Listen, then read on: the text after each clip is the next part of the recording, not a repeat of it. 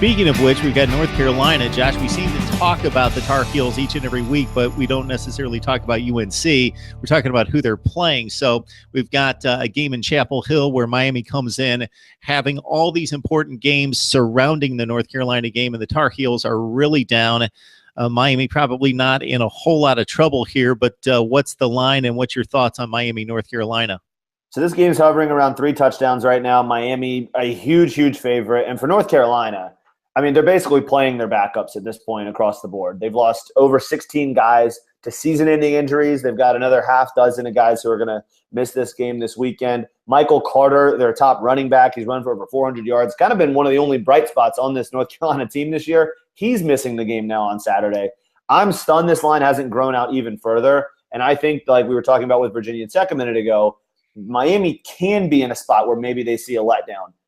Even in a letdown, I think they win this game by 3 touchdowns.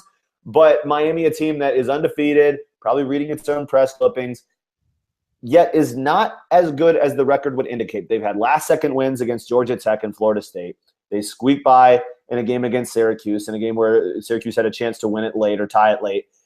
I think that Miami is probably in that 10 to 20 range of teams if you try and stack them up against the rest of college football. I don't think they're a top 10 team.